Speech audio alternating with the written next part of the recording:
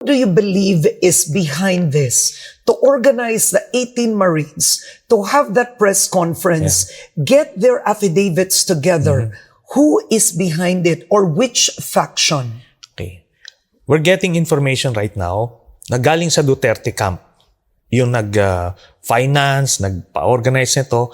Itong mga front, siyempre si Baligod yung gustong umiksena dyan. Magandang araw po. Ito po si Rene Bay. Pag-usapan natin yan itong patungkol dito sa isinawalat ng isyu sa mga ex na mga Marines. Patungkol dito sa pagkaugnay sa pangalan ni Senator Trillanes. Tungayan natin dito mga kababayan kung paano pinasinungalingan ni Ginoong Trillanes itong mga akusasyon base doon sa mga eyewitnesses ng mga dating Marines. So, tunghayan po natin dito mga kababayan, ito sa interview ni Ma'am Karen Davila. All right, joining us this morning is former Senator Antonio Trillanes. Good morning to you, Senator Good morning, Trillanes. Karen. Good morning, Okay, now this testimony was actually incredulous when you think of it. No, the 18 Marines alleging that number one, billions of money was received by President Marcos Jr., Speaker Martin Romualdez, Sandro Marcos, and so many other senators, individuals. But what was interesting is a part of the testimony is that money was given to you, something like $2 million to actually support or pay off the ICC. First, what was your take? Okay. I vehemently and categorically deny na meron ako. Hindi talaga to amin. Ito po nga sa issue nito mga kababayan na kahit sino pinangalanan, wala kahit isa na amin. Kahit balatan pa tong buhay, hindi talaga to amin. Kahit naman ako, sinasabi lang kakasuhan natin pero ito kasi matindi mga kababayan. Natanggap na $2 million or any amount galing kay Saldico for ICC operations o kung ano man na dahilan. Hindi nangyari yan, hindi totoo yan. At ito ang highly suspicious and very malicious dito sa allegation na to is yung timing. Biruin mo. Paano yung timing? Dito sa punto nito mga kababayan na kung saan ang buwelta niya, instead na doon siya makatutok doon sa mga taong nag-akusa, inililis niya. Tuloy-tuloy. Yung usapin ng mga maleta na yan, kay yung flood control scandal, ilang months ago pinag-uusapan yan. Not a word about the ICC and this payoff. Tapos, ngayon, of all the days na ginawa ng Diyos, Sinama mo pa yung Diyos dito sa kagunggungan nyo dyan ha. Malakas pa ng loob ko. Alam mo dito mga kababayan ha, ito ha. Itong mga sinasabi sa mga Marines, hindi ko naman to, hindi tayo kampante ito eh. Dahil hindi natin alam pa pagulong dito. Hindi natin alam kung paano mangyari ito sa mga susunod na mga araw. Kung baka mahalintulad kay Gutisa na pinaliktad na yung, binawi na yung sinasabi niya dati. Dahil sa sobra ng mga pressure ba.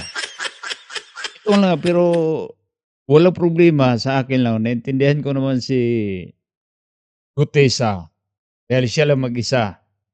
Pero itong sinasabi na 18, tapos 2 doon ay ang Navy, tapos sabihin na natin 16 itong Marines na mga elite talaga at yung mga iba dyan ay sinasabing dishonorable dismiss.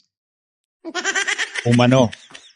So dito pa lang sa bungad mga kababayan, may mga idea na sila na parang ibabato pabalik nila. Instead na depensahan mo yung aligasyon na yon. Sabihin mo lang, oh, sige patunayan nila pag wala akong kasalanan, patunayan nila. Pero itong pangyayari, naghanap din siya ng paraan ay ida-divert niya yung atensyon, di ba? Tuesday sila nag-press con. And that was we're in the middle of the confirmation of charges hearing Yeah. sa The Hague. That was the presentation of the prosecution. Yes. So, talagang alam mong ginawa nila yon for that. And it was the day before the 40th anniversary ng EDSA. So, they were expecting. Ano bang koneksyon doon sa EDSA? Ano bang koneksyon doon?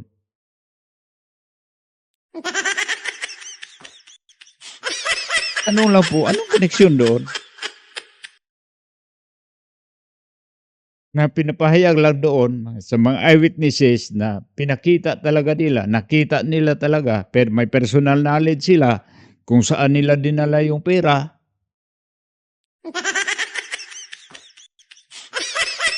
Tapos, may pa-timing ka pa. They were hoping that it would ignite an outrage ng public, ng general public. Pero it didn't happen because Wala namang, alam mo Trillanes, wala namang naghahanga doon. Halos na makalimutan yung sa Revolution 1. Halos na makalimutan yun na wala na yung saysay. Sa totoo lang. Walang saysay. Paano maging makasaysayan ngayon? Inulit.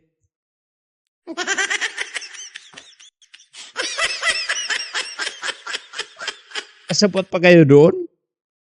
Sa mga nangyayari dati? Alam mo yun?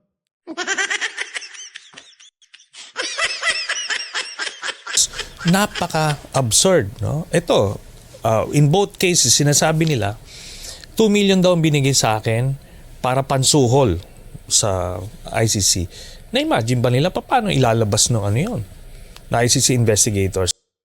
Hindi na problema natin yun kung paano ilabas. Maraming dahilan yun paano mailabas, di ba? Tulad lang na naghanap ka ng mga witnesses na para maniin ang mga Duterte, ganun pa rin yun. Hanapan pa rin ng paraan. Ano ka ba, Trillanes? Akala mo lang kayo lang matalino?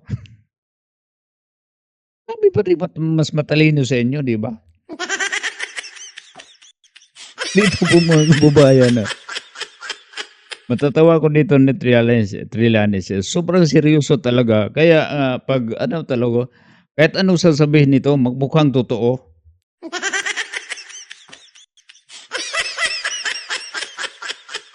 Ito kaya pag halimbawa to dati, yung binata pa to, ang galing kayo maliligaw dito . Wala talaga makatanggi dito. Sobrang seryoso, kita mo sa mukha. Tuloy, sir. Tuloy.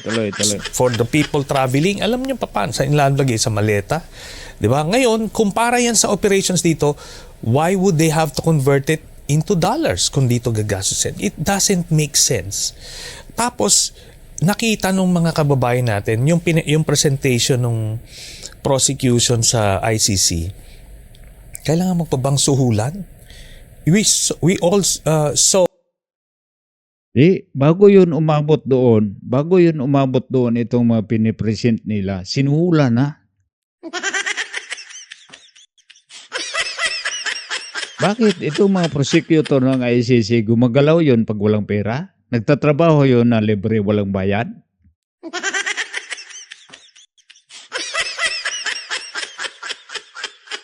Parang ikaw, langan, itong mga ginagawa mo ngayon, bumubunot ka, kumukuha ka ba ng pera sa sarili mong bulsa? Di ba galing din yun sa bulsa ng mga taong nag-uutos sa'yo, di ba?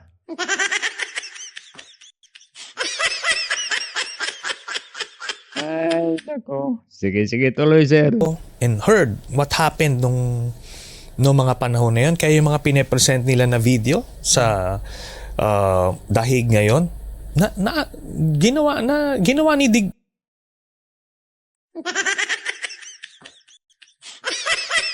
Ginawa, sinabi yun ni Digong. Sinabi yun ni Digong. Sinabi yun. Pero hindi niya ginawa. Sinabi. Alam ko ibig sabi na, sige, babatukan kita ngayon. Ginawa ba? Pinantaan.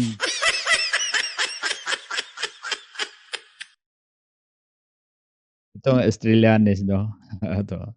Pag babae ito, sobra itong iyakin.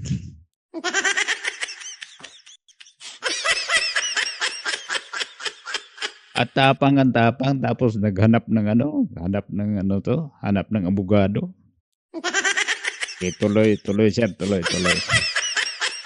Ni Duterte yan. So hindi mo kailangan suhulan itong mga ito para gawin nila yung trabaho nila. At nasusuhulan Hindi yun magtatrabaho pag walang bayad. Ano ka ba? Kahit dito sa Pilipinas, magtanong ka kahit isang abogado na may abogado pa magtatrabaho sa mga kaso sa mga sinasabi niyo mga kriminal pag walang bayad. Pag mayroon kayong ipresentar sa akin na isang abogado na nagtatrabaho na kahit 5 duling, walang na mainibayad sa kanya, sabihin mo sa akin na ipaputol ko tong bayag ko.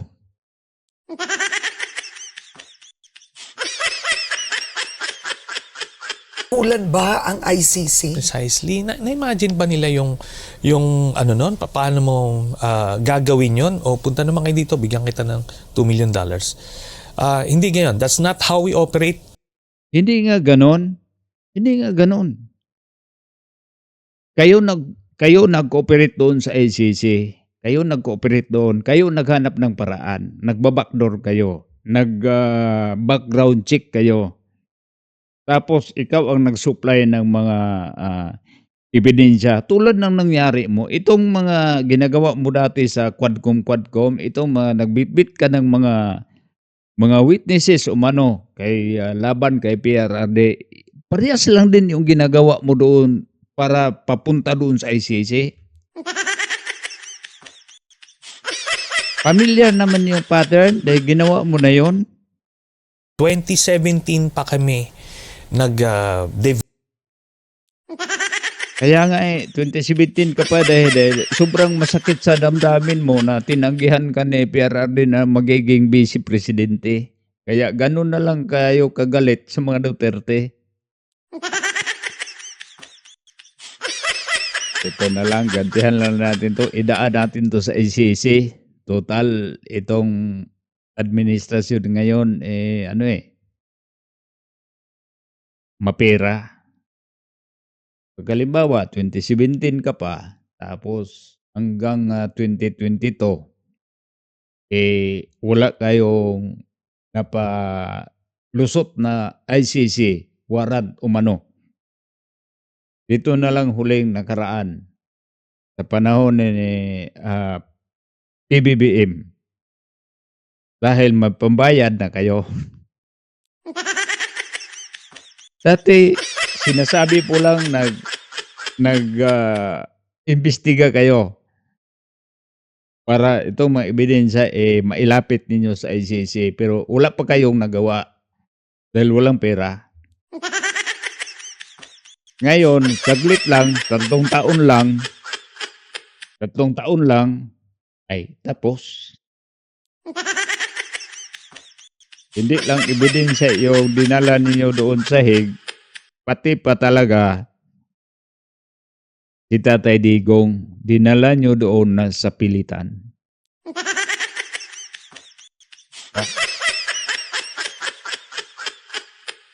Both ng panahon at dito sa kaso na ito, mahabang sakripisyo.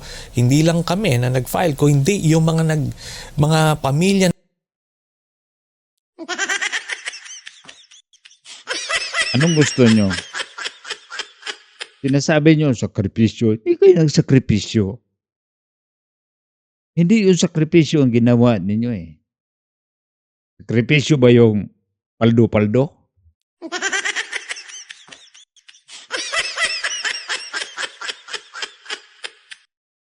Reward na yon, reward. Reward, hindi yun sakripisyo. Reward yun sa inyo.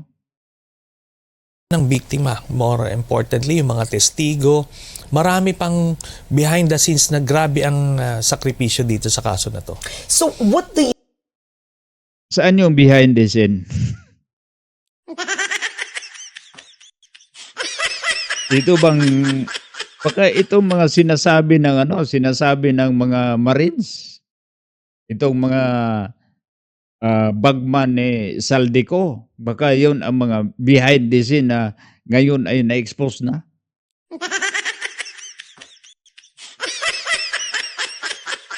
Ako po, Ginoong Trillanes, pag mapatunayan talaga to sa mga bagman ni Saldico, naku po, iwan ko lang.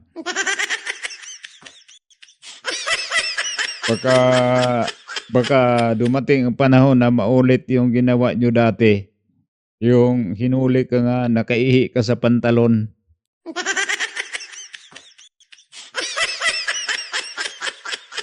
Sige, tuloy sir, tuloy. think was the agenda? Because witnesses do come out and witnesses tend to focus on essentially one thing. For example, if it is money delivered to certain individuals doon lang for flood control, or money that was delivered for this agenda, but this is a mix. It's a mix completely of even personalities. You have Senate President Tito Soto there, Laila De Lima, iba na. Anong Walang amin sa kanila. Kahit sabihin natin na halos na lang buong kamara siguro, buong Senado, yung yun, kasama yun sa listahan sa mga nagsisiwalat ngayon sa katotohanan. Walang amin, di ba?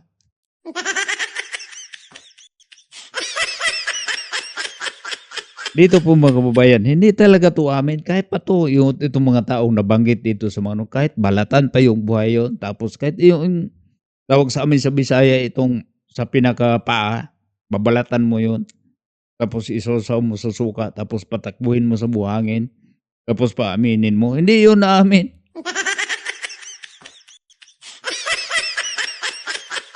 Gagamit pa ng, tulad na lang ni Abante, gagamit pa ng salita ng Diyos. Sino pa naman naniwala? Sabi dito mga kababayan na itong kung baga sasabihin natin maganda daw silang nagawa, pero sabihin mo yung mga ginagawa nila. Gagagawan ba na yung mga matitino? Di ba hindi?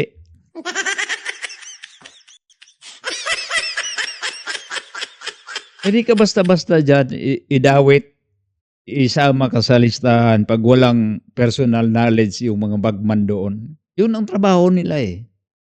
Hindi lang sila nakapagtiis dahil ito na ang panahon talaga na hindi na nila talaga matiis. Dahil pagkakataon na nila yun eh. Wala na sila sa serbisyo. Dahil yung mga tao na nasa serbisyo, labag yun. Lalo na pag ang gobyerno na talaga yun ang masisira. Pero sa totoo naman, hindi ito paninira ng gobyerno. Nabisto lang ang kagagawan ng nagtrabaho sa gobyerno na sinisiraan nila ang kanya-kanyang mga institusyon kung saan sila nasasakop. Diba? agenda nito? Ito, nakita mo rito, dun sa flow ng kanilang press con, una nilang minention yung sa ICC. Diba? They have an allegation against the president and all these public officials, pero ang inuna nila ay ICC. Highly suspicious talaga. So, pag ICC inuna, highly suspicious. Pero pang yung iba, na dito lang sa Pilipinas, anong tawag? Hindi suspicious, hindi totoo.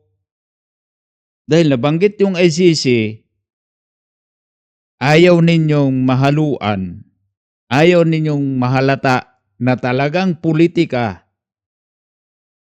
talaga ang ginagawa ninyo kay Tatay Digong, hindi sa kasalanan niya, politika. Kaya pinigilan ninyo ngayon nga mabubuking tuloy kayo. May nakikita kaya doon sa mga personit, doon sa ICC, nakita kaya doon at saka alam ng mga eyewitnesses, itong mga bagman ni Saldico, kung saan, sinong nagsundo, sino ang gwardiya, sino mag-assist. Alam may listahan nga eh.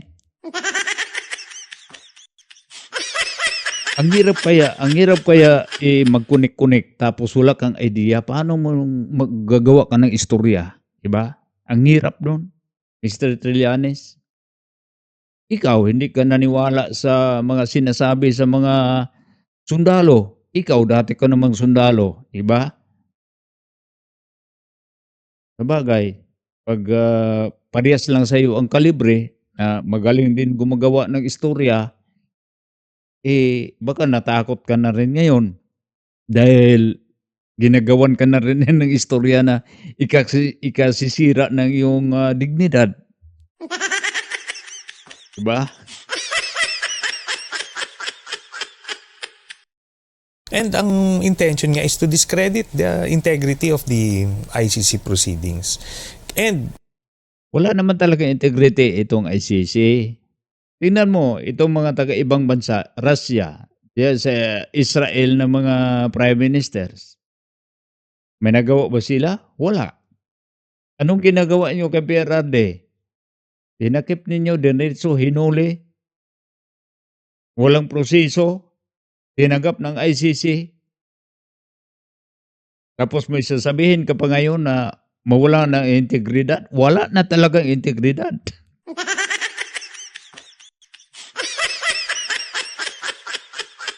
Pinawalang pera-pera na lang.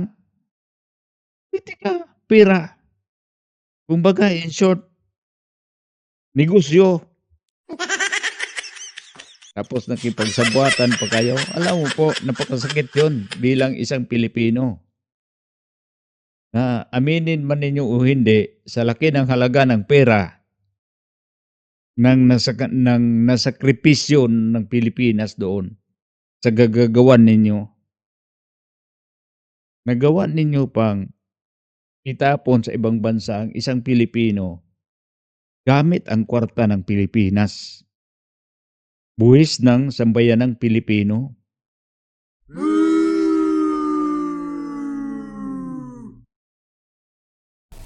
ako, based on the information we're getting, gagamitin ni Kaufman itong presko nila to try to probably ask for a mistrial because Natural. Pag makahanap talaga ang mali, dahil wala pa naman kayong naipresentar na matibay na ebidensya tungkol doon sa pinupukol ninyong kasalanan ni PRRD.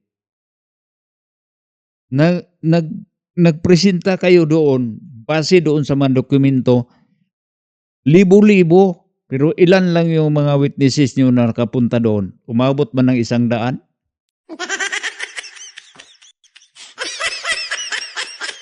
Hindi naman ako abogado. Kung sabihin mo sanang maraming pinatay, dapat sana kada patay, halimbawa 1,000, 1,000 dokumento din na ito napatay, ito ang dahilan pagkamatay, para magmukhang totoo itong mga ebidensya. Pero sinasabi lang ng numero na ito ay pinatay sa taong ganito, hanggang goon. Anong taon? Tapos ang nagpunta doon, ilang piraso lang. Pwede ba yun? Sabihin natin na, ako ang representante doon sa 500 na namatay. Marami kami doon na mga pamilya. Pwede ba yun? Ibig sabihin, kung ang ICC ay tumanggap ng ganon, udol.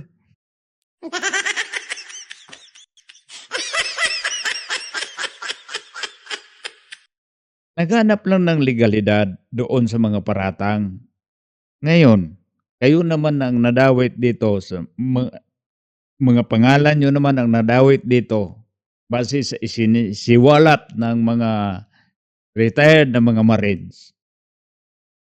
Sana rin 'pag halimbawa magkataon na itong, ah, pinaplano ni Senator Amy Marcos na magkaroon sila ng Senate inquiry patungkol diyan sa mga isyu na isinisiwalat ngayon sa mga Marines, halimbawa mapatawag ka rin doon, sana sumipot ka, Mr. Trillanes. Naalala ko 'to si Mr. Trillanes dati, active 'to sa mga quadcom dati kahit wala lagi andoon, Masipag 'to, Parang alam niyo po mga kababayan, napansin ko dito ni Mr. Trillanes, 'pag halimbawa magkagulo na itong Duterte, pinagkakapirahan 'to, Dito siya pumapasok, Tapos daming bumibilib din sa mga kagalingan niya. Dahil sa pagbitbit niya ng mga witnesses na magmukha namang totoo. Itong si Matubato, naalala natin dati si Matubato, sinasabi niya na siya ang, tagapatay ng tao. Tapos nung tinanong kung ilang tao na iyong pinatay, wala pa pala siyang napatay. Anong tawag doon? Matibay ba yung integridad sa mga witnesses? Pares pala. Dito po mga kababayan na alam mo natin, itong mga pangyayari ngayon, itong kagagawa nila, puro lang politika. Sa sobra nilang atat sa politika, hanggang nanakaw na lang nila ang ating pera para doon sa politika para manatili sila sa posisyon. Ito nga si Mr. Trillanes, tumakbo tong mayor sa lugar nila. Mismo ba yung kababayan niya, hindi naman nga maniwala lahat. Ilan lang piraso yon sa lugar pa niya. Paano yung ibang lugar sa Pilipinas? Bagay, ilang piraso lang din yung mga nauto niya sa mga ICC, mga judges dun sa ICC. Tapos alam naman natin kahit anong lahi ka pa, wala ka namang ibang habol sa buhay mo para ka maka-survive sa buhay natin, kundi magkapera. Ba? Tapos, sabi nila may na-compromise daw. Kung gagawin nila lahat ng dirty tricks in the book. Kaya Sino may dirty tricks? Duterte na naman. Ito po mga kababayan, saan ka pa? Halos na lang lahat kasalanan sa mga Duterte. Ito nagkawin ng nabulgar yung kabulastugan nila, kasalanan pa rin ni Duterte.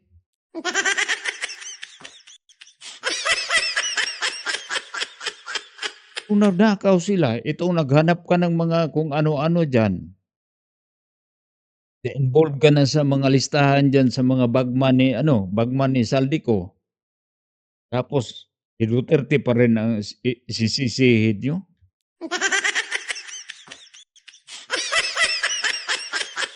Kung mabuking ka na sa kagaguhan mong ginagawa, tapos isisisi mo yun sa mga tao, wala namang kinalaman doon sa ginagawa mo. Nag-utos sa inyo, yun ang gagawin ninyo. Sino bang nag-utos sa inyo yun, habulin nyo yun? Kaya gustuhan nyo yun. Tapos yung nabuking kayo, isisisi niyo sa Duterte. Ang taba ng utang. ngayon, nakita mo parang afterthought na lang yung mga binigay na bilyon-bilyon. In terms of magnitude, dapat, di ba, yun ang uunahin mo. Kaso hindi.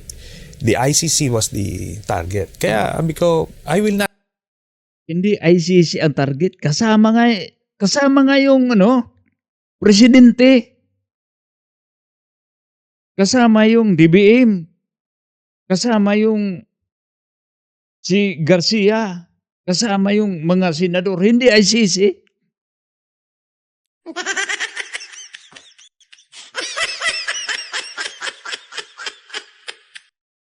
Ang nais lang sabihin na itong ICC bakit nakapasok dito sa Pilipinas na hindi naman pinahintulutan na maging alam itong ICC, pero kayo ang nag-facilitate para makapasok. May nagsundo pa nga eh. May naghatid ng budget. Kahit anong tawag doon, basta yung pera, iabot yung pera, alangan naman, ang ICC talaga ang gumastos para sa akomodasyon nila. Ang ICC talaga ang maghanap ng mga witnesses. Anong pagkakalam doon? May police power ba yung ICC?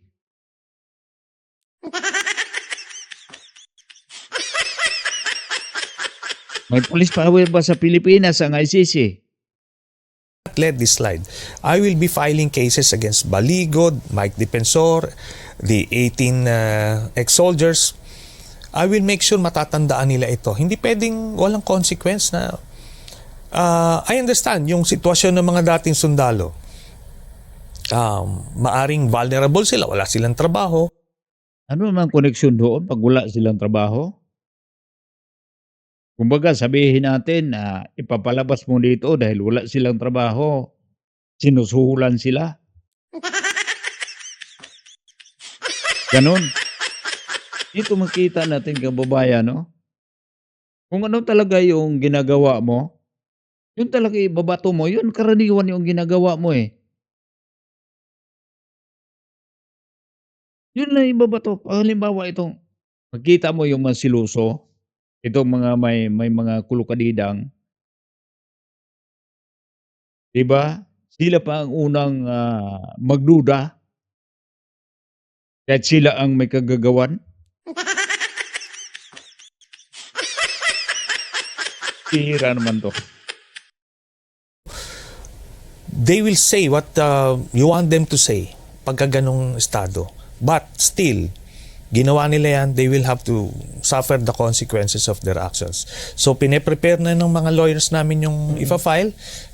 Hindi naman matakot sila. Kaya nga, sabi, hindi sila matakot. Gusto pa sila magkasuhan para magkaalaman na, magharapan na kayo sa korte, kung saan korte man kayo, para magkaalaman na kung sinong nagsabi ng totoo at sinong nagsabi ng kasinungalingan.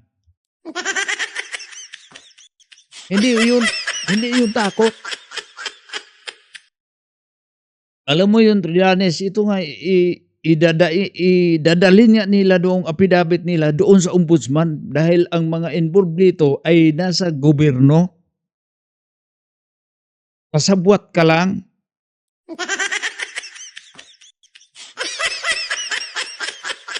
Diba? Cyber libel and kung ano pa na pwede para tignan natin kung saan sila Okay, who do you believe is behind this? To organize the 18 Marines, to have that press conference, get their affidavits. Ito na. Ibubulgar na dito ni Trillanes kung sino ang nasa likod sa pagsisiwalat ng maanomaliang pera umano na isinusuhol doon sa ICC. Ito na. Together, who is behind it or which faction? Okay. We're getting information right now na galing sa Duterte camp yung fight. So, si Duterte pa rin.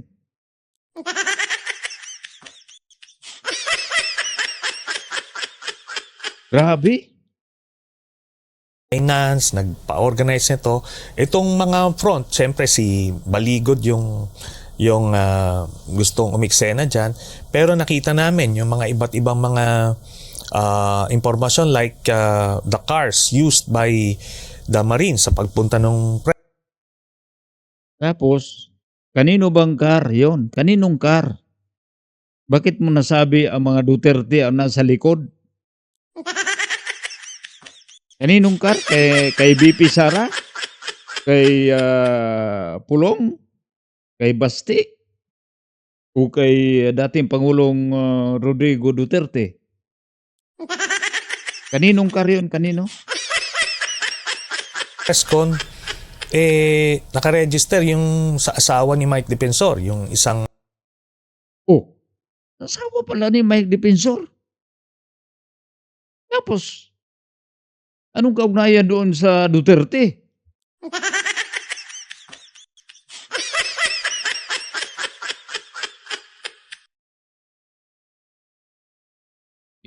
Hindi ko na-gets. Sige nga, sige nga. vehicle.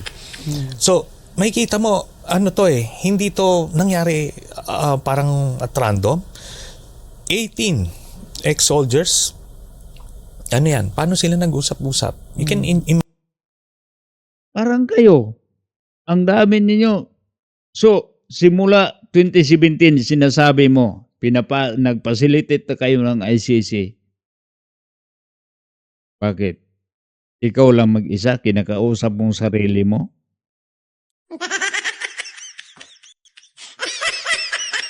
Wala nga problema. Parehas itong mga Pilipino, nasa Pilipinas lang, madali lang sila mag-usap. Ikaw, nakapag-usap ka nga doon sa ICC na ang layo sa Netherlands kaya sila. Tapos magtaka ka pa. Alangan, ikaw lang marunong.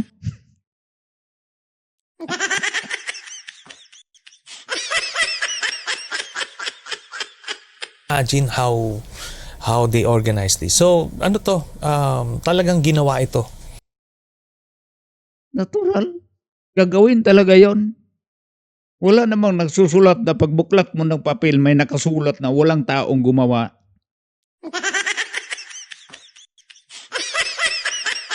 Diba? Ito mga tao dito na kinuna ng affidavit ng isang abogado, ay ito ang mga tao na katrabaho o nagtatrabaho kay Saldico.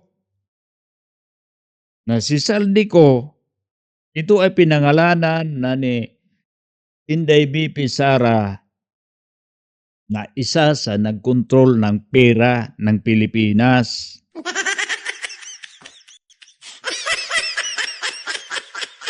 At totoo naman talaga. Dahil sa kanila talaga galing yung pera, malita-malitang pera. Pag hindi ka maniwala doon sa mga pera-pera dyan, sa dami-daming ilang malitang pera tapos hindi ka maniwala, may problema ka talaga. Dahil itong sinungaling ay kapatid ng magnanakaw.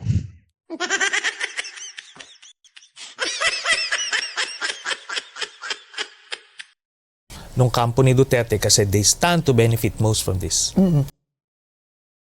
So, ang Duterte pa ang nakabenefis.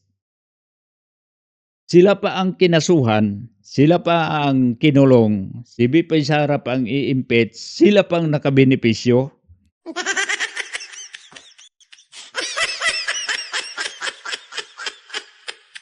Anong logic yung nanggaling sa iyo? Ano bang logic? Baka ang simpatiya ng mga tao. Alam mo, Mr. Trillanes, dati pa ang mga tao ay ang simpatya doon talaga sa Duterte dahil sila ang may totoo. Sa inyo, maraming hindi ko lang sasabihin dito, baka maisali pa tayo. Sumikat man tayo, hindi tayo sumikat dito sa anong sinasabi natin na sumikat pa tayo, baka mapasama tayo sa makasuhan. Wala akong sinabi dito. Sinubaybayan ko lang yung anong nasa balita, anong laman dito. Dahil napunta ka dyan sa interview ni Ma'am Karen Davila patungkol sa issue na yon. So sige, kasuhan mo yung abogado, kasuhan mo yung kung sino-sino pa yung unang nagsiwalat sa mga dokumento na andun yung pangalan mo at kasuhan mo pa rin itong mga ilang pirasong mga dating sundalo. Ito po, alam mo natin, itong kaso lang mga kababayan na pag ang kaso lang siguro sa 18 katao na kasuhan mo, hindi naman siguro yun yung kakasuhan mo in general. Di ko lang kabisado yung mga kaso, baka individual dahil sinasabi kasi natandaan ko yung sinasabi ni PRRD, crime is personal, hindi pangkalahatan.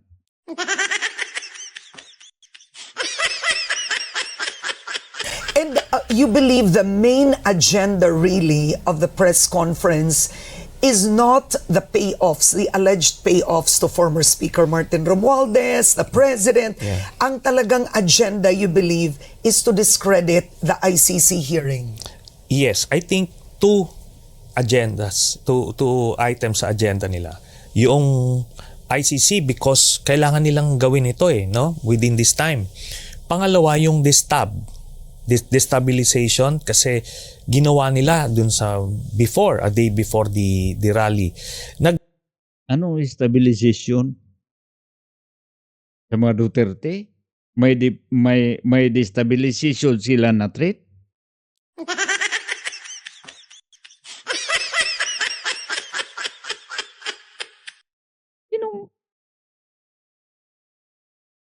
Sino bang nag-aklas dyan?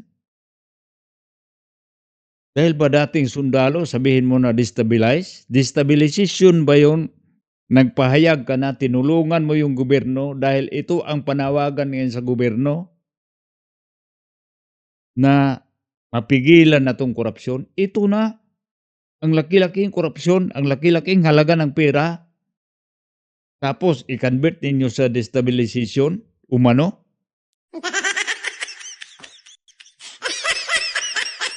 Mabinipisyo daw dito mga Duterte. Ano bang mabinipisyo? Ano bang makuha dito sa Duterte? Dahil ang mga Duterte ay nadali ninyo, pinahuli ninyo si PRRD, napadala nyo na hindi dumaan sa legal na proseso. So, hindi legal na proseso, ang nabenepisyo sino? Sino na benepisyo? Ibig sabihin kayo. Nung hindi pa natuluyan ang Duterte, hanggang sa umabot sa ganitong pagkakataon, na umabot sa confirmation hearing, buhay pa si Duterte, makabenepisyo na ang mga Duterte. Dahil alam mo dito mga kababayan na ito si Ginoong Trillanes, ang gusto niya, mamatay talaga si PRRD. Asarin niya talaga yung matatanda para madido, para matigok. Yun ang gusto dito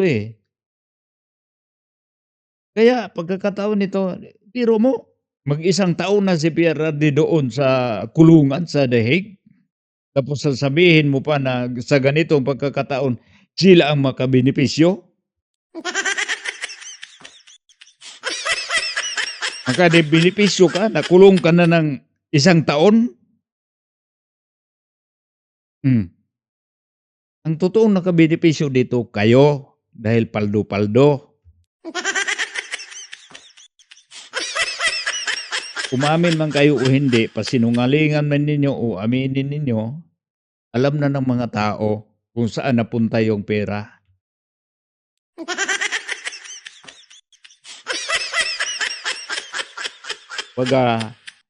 Pag malapit ka sa bangkera, mababasa ka talaga dahil andun ang tubig Diba? Alam mo natin mga kababayan, pag saan yung dugo, andun yung linta. Ang daming linta dyan Dami dyan sa mga politiko, mga congressman, senador, sino lang ang tapat doon sa mga Duterte nga mga senador? Sino ang dati na pumapalakpak sa panahon ni PRRD? Tapos ngayon, anong ginawa nila? Tapos sabihin mo dito, Mr. Trillanes, sa ganitong pagkakataon, na ang Duterte ang makabenepisyo? Saan mo kukunin ang logic na yun? Saan ang galing yun? Go hope sila ng trigger na outrage yung para yun na nga ma-oust yung administrasyon. Bakit? Kasi next week start na no impeachment. So all of these things pinagsama-sama na yung agenda. Parang kumbaga sa usapan pagka natatalo ka na, nako-corner ka na, itinataob mo na lang yung mesa para maiba yung eksena, yung usapan. Yeah. So, ganun ang pagkakalam niya sa mga Duterte. Kumbaga, sa Bisaya pa, kurambos na lang. Na sinasabi, wala na kaming kalaban-laban dito, rambulan na tayo. Di ba sinasabi mo kanina, dalawa ang benefits dito sa mga Duterte? Bakit nasabi mo ngayon? Ano ba talaga?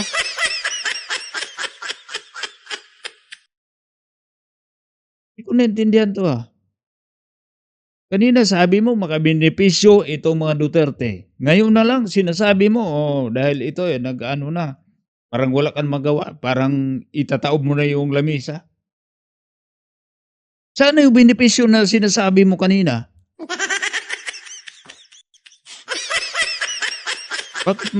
Bakit makipagkurambulan na lang yung Duterte? Pag halimbawa may benepisyo sila sa ganitong pagkakataon. Taba ng ungutak nito. Maintindihan. So there's a destabilization effort. Yes. So the fact na pag nakita Kaya nga sana ipakita mo yung destabilization effort. Sinong may pakana sa destabilization? Alam mo po mga kababayan, ngayon hindi na kailangan ibang grupo pa mag-destabilize sa gobyerno. Sarili nilang institusyon, Office of the President, institusyon sa Kamara, institusyon sa Senado, institusyon sa Supreme Court, hinaluan na nila ng kabulastugan. Bakit pa kailangan panggaling sa labas ng mga tao pag-destabilize doon? Sinisira nyo na.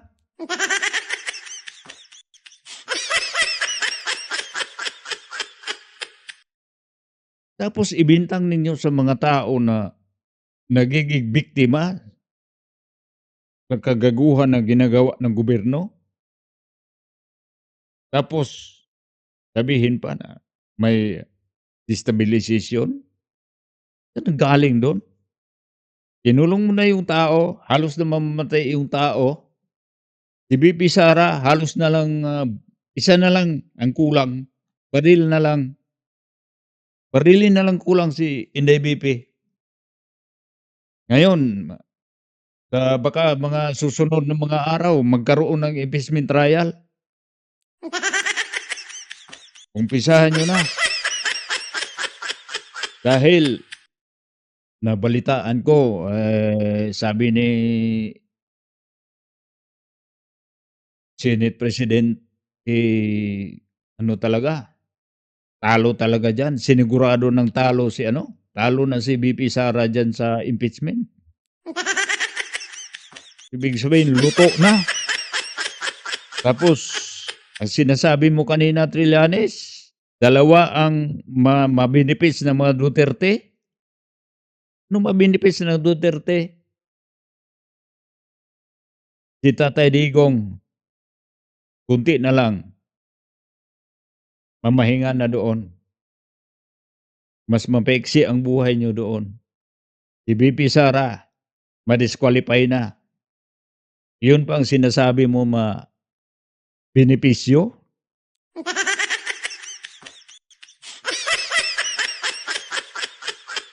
Baka sabihin mo, itong pagkakataon nito, dalawa ang presyo na matatanggap ng mga Duterte. Hindi benefits. Bira naman to. Yung speech ni Baligod, talagang inciting to sedition na siya and rebellion kasi he was invoking yung Wala naman ako marinig na nanghikayat na mag-alsa sa gobyerno itong ginawa ni attorney. Pag nabasa itong pinapost nila sa social media ng mga documents, ilang pages yun, parang 31 pages. Wala namang sinasabi doon na mag-alsa ang mga tao laban sa gobyerno.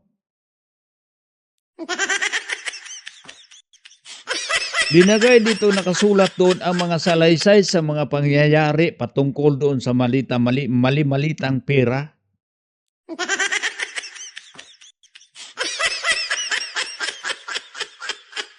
constitutional provision ng yung AFP is the protector of the people in the state. So Ano bang mali doon na sabihin niya na ang AFP is the protector of the people on the state? May mali ba doon, Mr. Trillanes?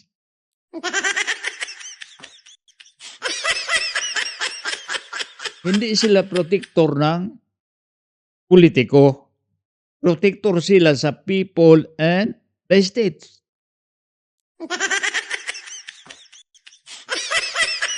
Tapos pag sabihin mo talaga, kayong mga sundalo, kayong mga pulis, ang proteksyonan ninyo ay ang mga tao at ang estado.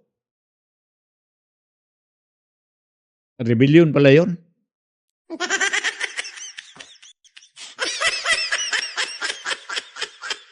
Kailan yun nagiging rebellion, yung pagsabi na ganun? I-declare mo, sabihan mo na ito masundalo, ang proteksyonan nila ay ang mga tao at ang estado. Pag magsabi ka na ganun na, mga pulis, proteksyonan ninyo ang estado at ang mga tao, rebellion na pala yun?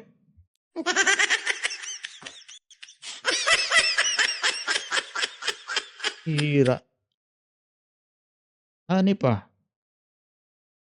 hindi yan protector ng government. Makita mo the theme. Tapos yung mga Ikaw man lang magsabi na hindi na protector ng government. Ano yung estado at saka mga tao? Ano ba yung gobyerno? Ano ba yung tawag mo sa gobyerno? Kahoy? Lupa?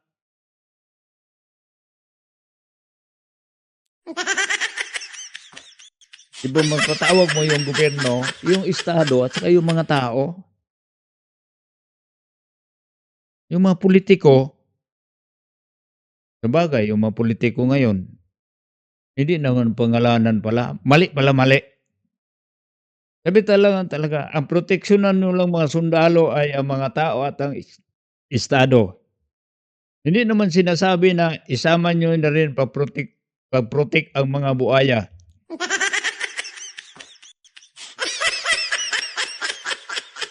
Hindi pala kasama yung hayop. Tao lang at saka estado.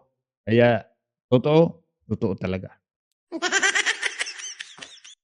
Rebellion.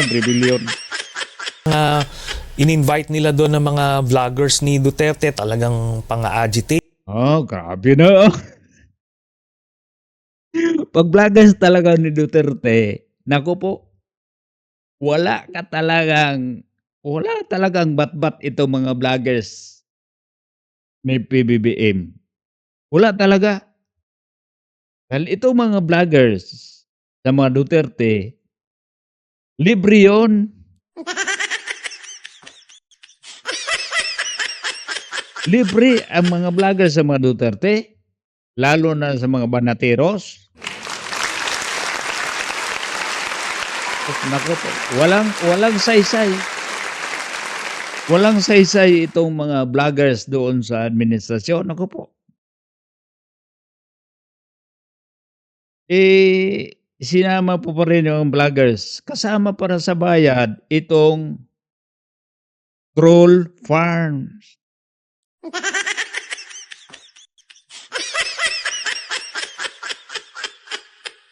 Itong nasa farm, alam mo natin mga kababayan ba, pag itong isang pagkasimpatiya mo o yung kukunin mo yung kung anong nasa saloobin mo, tapos babayaran ka para lang halimbawa kahit hindi mo gusto itong isang tao, tapos purihin mo, hindi mo gusto tapos purihin mo, may bayad yon. Parang artista, kukunin ka ng talent. Itong mga vlogger ngayon sa troll farms, talent fee yun. Hindi yung totoong vlogger yun. Mga ano lang yun, talent. Talent. Dahil kung anong ididirect sa kanila, yun ang kanilang gagawin. Parang artista ba? Babayaran ka talent, sabihin mo na, baril ko sa'yo, pagputok ng baril, tumba ka. Tapos mamatay ka. Ang ginawa nitong mga bright na mga vlogger ni Marcos, din sa mga troll farms, pagputok ng baril, namatay agad. Tapos maya-maya, tumba. Mali yung acting. Dahil hindi man totoo, hindi galing sa puso. Kung anong narinig, yun ang gagawin. Sabihin ng mga may director kasi.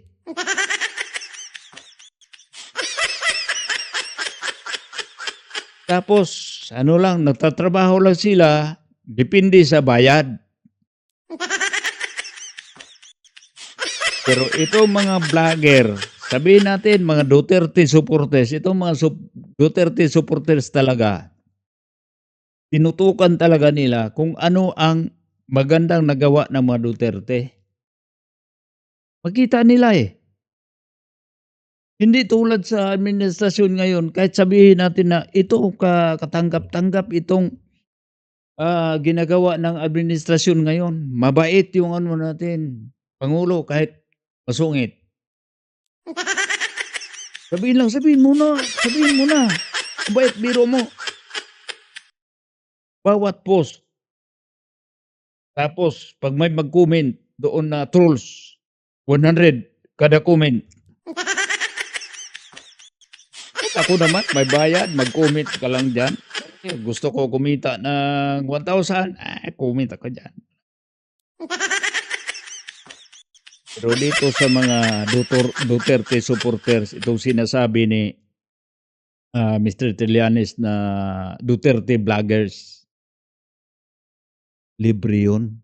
Gumagastos pa ngayon sarili nilang pera para lang ma-broadcast, para lang maipaabot kung ano talaga ang totoong nangyari sa mga Duterte. Ano ang kaganapan, ano ang buhay, ano ang totoong nangyari. Hindi binayaran yon, libre yon.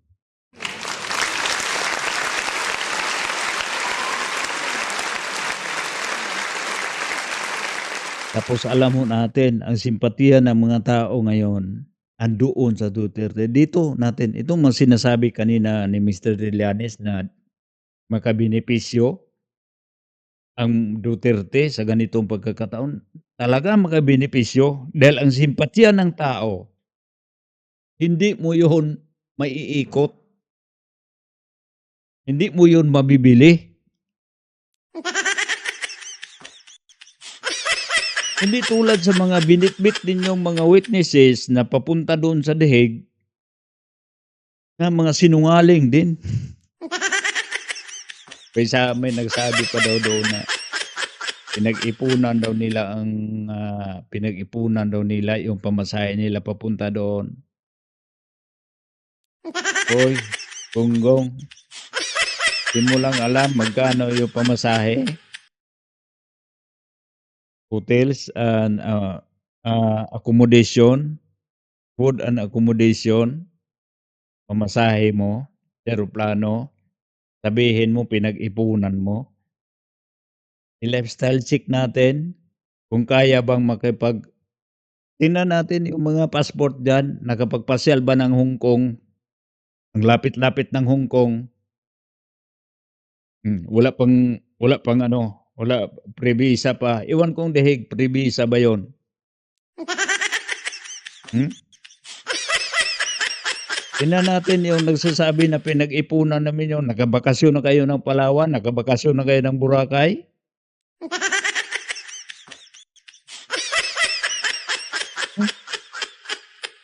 May sponsor yun. Sino ba namang maniwala diyan? Hindi naman natin minamatay yung tao ha, pero sa panahon ngayon, naku po, malamang yung may kasabwat na yung kapatid sa sinungaling. Alam mo natin kung sino ang kapatid ng sinungaling. Yung mga nila, mga questions sila. Talagang it was so set up to ignite certain emotions. Okay, now we talked about Attorney Baligod, which was quite surprising that he was involved in this. Attorney Baligod also claims that ICC investigators only interviewed witnesses that you presented and that the funds essentially came from that payoff. But let's talk about the witnesses. Did the ICC only interview witnesses that you presented? Una-una ganito. Sagutin mo. Diba sanay ka naman ng ganon? Diba magaling mo magbitbit ng mga witnesses galing sa bilibid, galing sa kulungan, kung saan-saan nang galing itong mga witnesses ninyo. Tapos, bakit mayroon bang kredibilidad itong mga witnesses mo na galing naman sa kulungan?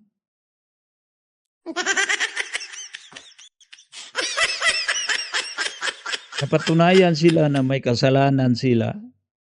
Tapos paniwalaan natin yon mga witnesses. Itong mga biktima umano ng mga EJK. Kahit sila naman nagpapatayan panahon ng droga. Bumabalik kaya ngayon yung nagpapataya patungkol sa droga. Hindi mo lang alam, Mr. Trillanes. Wala, manood ka kasi ng balita. Nakapokus ka lang kasi kay Duterte, hindi mo na pinakialaman yung totoong pangyayari sa paligid. Sa Duterte lang kayo nakapokus. Tapos, may sinasabi ka pa na makabenepisyo dito ang mga Duterte. Anong benepisyo? Perwisyo ang binigay ninyo sa mga Duterte, hindi benepisyo. At hanggang dito lang po mga kababayan. Ito po si Rene Bay. Hanggang sa muli. Salamat. Magandang araw sa ating lahat.